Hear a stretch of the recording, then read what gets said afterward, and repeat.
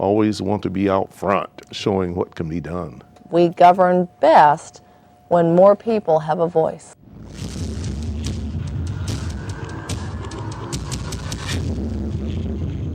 This might be something where you can really make and have an impact on people's lives. Thank you for watching the show. You be encouraged.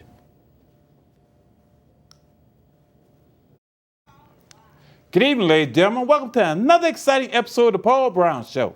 This evening, my guest will be Mr. Lester Young Jr., and he's the founder of Path to Redemption. How you doing, sir? Pleasure to meet you, sir. Pleasure to meet you. Pleasure to meet you. Tell the audience a little bit about yourself. A little bit about myself. My name is Lester Young. I am a native of Hilton Head, South Carolina. Okay. And I'm a father, a husband, as well as an individual who is formerly incarcerated, meaning that I served a total of 22 years and 5 months in the Department of Correction. I was sentenced in 1992 for murder. And I served in that total of time from 1992 to 2014. I served that time in South Carolina Department of Correction, was released in 2014. So it was a total of 5 years I've been home free, doing what I believe that God has destined me to do in spite of the mistakes that I made early on in my life. That's awesome, sir. For our viewing audience, describe December 24th, 1991, when you woke up that morning.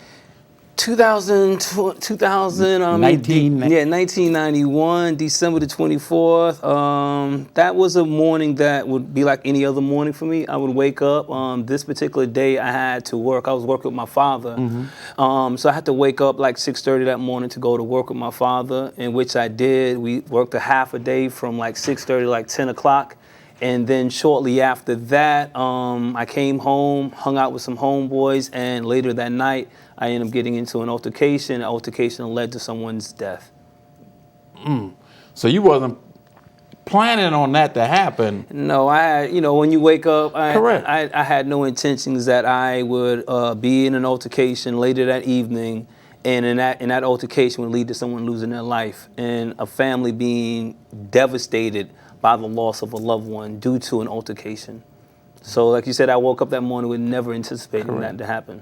So why is it important that decision-making process that we go through, why is it important that you kind of like think about what you're going to do before you make decisions, because it could be costly? Yeah, I mean, look, in hindsight now, which is, you hear the saying is always 2020. Correct. Looking at it now, I know that the decisions that I made were impulsive decisions. I did not have a value system in place, nor a buffer, what I would call, to help me make better, sound decisions, evaluate. I was young, impulsive, want to prove something to someone else that I was this tough guy. So when an incident happened, I just immediately thought about reputation and not about the consequences. So that's one of the reasons why, like what I do now when I work with young people, Correct. I speak about the power of choices, meaning learn how to evaluate a situation, because one poor decision is not necessarily the case. It's other poor decisions leading up to that one bad decision that can put you in a situation that you will forever regret. And for me, like I said, I regret the decision I made when I took another human being's life. My heart still grieves for the loss of a loved one, as well as for that family. So when you see our youth in our community and you see some of the things that they're doing, what do you tell them? I mean, you know what I'm saying? I mean, because they take this lightly. Yeah, I mean, I'm passionate about that because, like I said, at 17 is when I started living that wayward lifestyle, selling drugs, running the streets, not weighing the consequences of my choices. So when I see young men and women today, I always remind them of understanding the power of choices. Because you see people today, they flash guns. They think that, okay, I can just shoot this person and it'll be like disappear. Like the music that most of our youth listen to today, it emphasized murder, gangbanging, drugs, and etc. And I tell them that you don't really understand the power and how the power of that decision making, and when you take a human being's life, how that haunts you. Correct. People don't talk about that side of that life. And when you place in a prison cell, now you have this up. Now it's like all lights are off, and the reality sinks in, but it's too late. You've done lost your life. and the person you shot done lost their life, and this Correct. family is forever grieved. So I always tell them that you have to put more than the negative stuff that in your mind, so that when a decision comes, you have something else to lean upon other than the negative. So the power of choice is very key for our youth as well as an adult. So how did this situation affect your family? This decision when I went to prison for murder, it was selfish. Correct. And what I mean selfish is that I was only thinking about me, not understanding how that would bring shame upon my family. Like my sisters were in high school with the victim's family. How that shame and backlash would come to. My father was a member of the church and in the community. Now that his son has been accused of murder and sentenced to life in prison. So it brought a lot of pain, emotional pain to my family, knowing that, hey, my son may never get out of prison again. And not only that, but my son took another human being's life, and my father never raised me that way. I wasn't raised without a father. I wasn't raised to be a discreet guy. So it brought a level of shame upon my family that I did not even have any sense of awareness of that decision I made would impact my family. So going back again, I just tied this question in. Like when I talk to kids, youth as well, I'm like, think about how that's going to impact your mother. Correct. Or your children that you may have. You know what I'm saying? So yeah, it impacts you on so many levels. Okay, when you got incarcerated, I know you went on to get your degree, GED. At what point when you went in did you decide that you wanted to start doing positive things while you had this time? Well, it took me a few years. And in my book, I mentioned my homeboy, David Brown, was an individual that I knew from the same block, the same set that we hustled together. And David Brown at this time was inside of the prison 3 years ahead of me, I believe. So when I got in there, I'm expecting to continue this wayward behavior because of ignorance. But David was the individual that told me, like, yo, you serving life. Correct. And you took a human being life. You need to find a way to rectify that situation. And that was a homeboy that I was not expecting that to come from, because he was a street dude. But he was the one that challenged me early on in my incarceration to start reading. I went to prison reading a 7th grade level of education. So education, reading was not even part of my vocabulary. But it was because of that individual, David Brown. He was the one that really pushed me to taking the chance to read one book.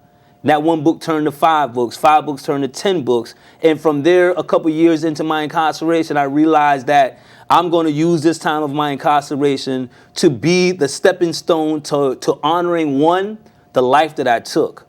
I knew that I knew I had to find a way. I couldn't bring this man back. Correct. I couldn't change the grief of his family, but I knew that I needed to attach myself to something that was completely different, and that had to be something positive. Correct. So my victim was the one that inspired me. Outside of having the conversation with my homies, is that my victim inspired me to honor him in a way that I would lift people up. Correct. And change the direction of some of those who are on that path of possibly becoming a murderer, change their trajectory by educating them. So that's when I took on that mantle of becoming a positive person, an educated person that will create rather than destroy.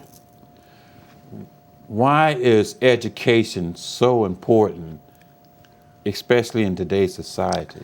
Education is paramount. Malcolm X once said in one of his books that I remember reading, I'm a big fan of Malcolm X, right? Yes, sir. Because Malcolm X was a man that I identified with. What I mean identified, he was a person that went to prison as the worst of worst individuals that the prison system saw.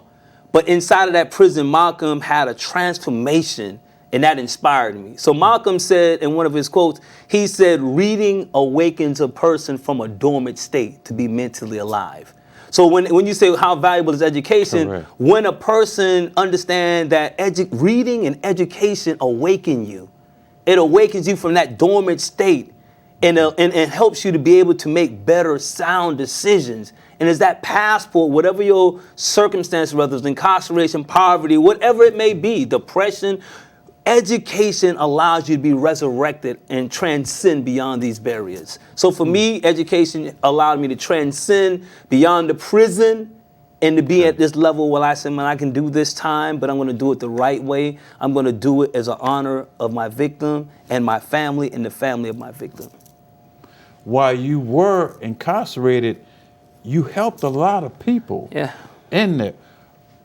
Why did you even felt like you wanted to give this? I don't know. You know what I'm saying? I mean, because that's a... It's part of purpose. Correct. It's part of, I never saw even as a person right now, as I'm articulating myself now, I never saw myself doing this. Correct. I was a person that was a slang person. I was a person that saw no value in education. But it's like when you make amends for the mistakes that you made and you atone for those sins and you create this relationship with your creator, God helps you find that purpose. Correct. So I always knew I'll be honest, I didn't even know I had leadership skills. But when God shaped me in that direction, he put me in leadership role, and that leadership role was to be an influencer. Influence meaning helping others change their direction. Because I was serving life in prison, meaning that I had a 3% chance of ever getting out of prison, right? But I know that there was guys who going back home 5-10 years later, they're going to go back into the community. So God gave me these tools, language, leadership, education, to inspire and change these individuals so that they return back home whole rather than broken. So that's where it's all by the grace of God. Correct. That I created these things and I was able to assist, create, and inspire men to be better men that would change their generation, that generational curse, by showing them the value of education and purpose and gift. I know we have a lot of youth in our community, they like followers. Mm-hmm. Why is it's so important that they start thinking as a leader? Because a lot of people, misery like company. Mm-hmm. Why should they start become leaders instead of followers? I think a lot of our youth in our community are leaders already. They're natural leaders. Mm-hmm. Because you look at a lot of the street organizations now, they're leading. But I'll show you an example. I knew that I was a business person. I knew that I sold drugs at that time. Correct. At 17, 18. Because I didn't know the tools or had the tools of entrepreneurship. So I remember picking up a book on marketing and business management inside of prison. And I made the comparison and say, wow, the same stuff I was doing Correct. Illegally, I lacked it because I didn't have the education. So when you ask that question about the youth being followers or leaders, I think if we create a curriculum or show them that they have natural leadership ability to go and lead any corporation or any Correct. Organization, we need to train them. So being that these youth are not being trained about what is real leadership, then they may appear to be misguided because of just the lack of education and the lack of community coming together to create the program of leadership. Versus condemning. Okay. When I meant followers, I guess what I meant is, when their peers out there and they're getting ready to do something wrong. Okay. You know what I'm saying? Why? Sometimes that's connected to, you see a lot of our youth, and I speak from my personal lived experience. We all, yes, sir. When I was that young man that was follow the fashion and follow the crowd, it took me a while during my incarceration to realize that I was a young boy that lacked self-esteem, lack of self-identity, lack of confidence, and self-worth. Correct. That led me to wanting to follow others because I didn't know who I was. Mm-hmm. But when I found self-esteem, self-worth, self-confidence, and self-value, then I understood who I was. So our youth today, they lack these things. So it makes it easier for them to become a follower of trends. We see these organizations, street organizations, what they define as gangs. Some call them as organizations. These young men are gravitating to a color, red, black, orange, whatever these colors of these organizations represent, because it gives them a sense of identity. But if we work with our youth and help them develop a sense of identity early on, then we don't have to worry about them joining a gang to find a sense of identity, to find a sense of worth, find a sense of confidence. And that's how I was as a young man. I lacked those things, so I followed the trend that I saw in my community. Now I know when you were young, you lost your mother. Yeah. How important was it, your mother in your life, and Describe that feeling when you lost her. There's no words I can use to articulate the pain and the grief of me losing my mother. Okay. And I think that anyone who has lost someone significant to them, there's no words for that. There's nothing in the English vocabulary, the Arabic or the French vocabulary to describe a deep level of grief and loss and a sense of abandonment when you lose your mother. You know what I'm saying? At a very young age. I lost my mother when I was 16 years old. My mother was 36 when she died. So, and not only that, but I tell a lot of people that when my mom's died, that cut me to the core as a person. Correct. Because me and my mom, I tell people that we laugh. Me and my sisters actually had a conversation about this Sunday. But I was like, what really bothered me the most about the loss of my mother is that we had a simple argument over dishes the night before she died. Mm. The night before my mom's died, I came into the house from school and said I was going to wash dishes, right? And the next day, my dad woke me up. He said, son, could you stay home with your moms and I'll come back and take her to the hospital? I said, no, I'm not. Because my mom, I felt like I was entitled to an apology, even though I was wrong. Correct. I felt like I was entitled to an apology from my moms. And 3 hours after leaving the house, my cousin came to pick me up and said my mom's died. So at 16 years old, I could not process that. And that's why some people say, what happened? What put you on the path to selling drugs at 17, 18, 19 years old, and then you find yourself in prison? Because at that time, as I said, there was no words to describe Correct. It. I didn't have that understanding of how to express that deep loss that I found myself in the streets because I was so angry. And that street life I identified with as a way to vent my frustration, my anger. But internally, I was battling with the loss of my mother, but I could not articulate it in words as I'm saying now. I could only articulate it in an aggression. And I saw that, and that's how I lived for a long period of time. So it took me many years later after my mom's death, lying in a prison, sitting inside of a prison, on a bunk inside of a prison cell, when I came to understand that my poor decision was tied to self-esteem, self-worth, self-value, but it also tied to grief. It was tied to a deep level of grief that I didn't understand how to process, needed the counseling at this time in our communities, black communities at this time.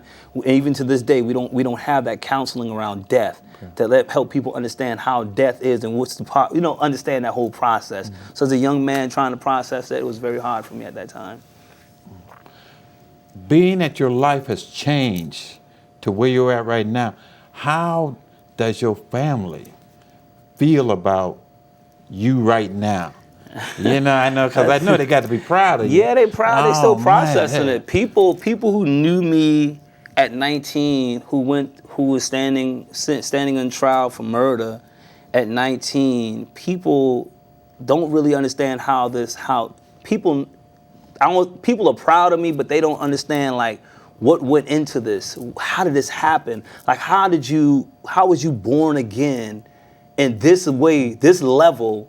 And you're doing what you're doing. How did you survive 22 years of prison? Correct. And you come out with a sound state of mind and you come out like you're a completely different person. So family love that. Mm-hmm. You know, they support it, but some people around, they're like, how the hell did that happen? But I always tell them is that it's by the grace of God. And as I said, making amends for the decisions that I made. And I have to mention my book. Okay. I mentioned the 5 stages of incarceration and how I started journaling early on in prison in 1994. I was watching Oprah Winfrey show, and she was talking about writing 5 things down that you're grateful for.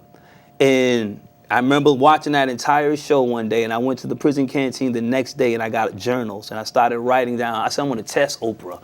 I'm going to prove that she's wrong. If you write, I'm going to prove, all this big. I said, I'm going to prove her wrong. I'm going to start writing down 5 things. I promise you, ain't nothing going to change about me. But as I started being intentional about writing my 5 things that I'm grateful for, the paradigm shift slowly started happening. It started happening, and this is who I am today. So like I tell people, they excited about it, but it's by the grace of God that I am the man that I am today. What made you write this book? I call it my letter, my kite to those who are incarcerated. In prison, we always use the word kite. Okay. Like, hey man, send me a kite. And that was a way of us getting information to one another. Mm-hmm.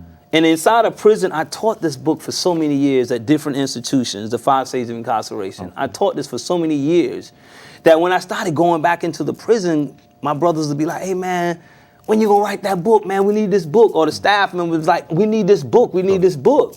So I just compiled the lessons of 15 years into a small book because I understood that when I was in prison, I like reading big books, but they get so drawn. I said, I need to write a small book that would just get these brothers and sisters like right there. Okay. And that's when I started. I just put all of my notes of 5 years. I just condensed it in a way that it would be received in a way that they can be transformed and be able to identify some of those core issues that they're still in denial about. So this book right here is it's something I taught for many years in prison, man, and is my letter, my kite to all of the 2.2 million people inside of the prison system. It is my kite to them that this is how you find redemption by understanding your 5 stages of incarceration. Do you go back into the prison system and talk to some of the individuals? Yeah. I love that, man. That's like, I love going back because I remember days of me being incarcerated and someone would come from the outside, and I remember how they would inspire me. Like when I see a man, especially an Afro-American man, come back into the prison system, and he's dressed well, he presents, it's like make me look at him like, damn. So I started gauging my future by the presence of someone coming inside of the prison. Right. Even one of my mentors, Rick Jordan, who's a white male, right here in Charlotte, North Carolina, spent like 3 years of his life pouring into me and making me a better person. So when that value that I got from them, I'm like, man, when I get out of prison, I'm coming back. And dudes, they be like, you ain't coming back. I'm like, yo, I would come back. So I go back into the prisons. I go back and I teach this. I live my life in a way, in the lens that when they're looking for me from their prisons, or they get like a winner of this video here or a news clip and they say, yo, I was locked up with him. And they see what I'm doing. I hope that inspire them to get better and do better so that they can return home and continue to do great things for themselves as well. Where do Lester Young see yourself at 5 years from now? 5 years from now on a political level, I see myself 5 years from now, I'm looking at getting into some politics, some local politics. Okay. And why? Because I believe that people who have been in an experience where I have experienced, we need to be at the table. Mm-hmm. Not only at the table, we need to have changing the narrative of some of the policies that are written to block out people from incarceration. I think that those people like myself who have the lived experience, we have a lot of solutions to some of the social problems in our community, but further away from the power and the resources. So in 5 years, on a professional level, maybe in some local politics, rather than city council, somewhere where I can make a difference by my lived experience, change some of these policies that have been written 30, 40 years ago, and they're still punishing. And then we look at how do we connect with our youth. I think that some people in politics are disconnected from the real issues. Mm-hmm. So being as someone who has a lived experience, I think that I can change a lot of things, in our community and even in the prison systems.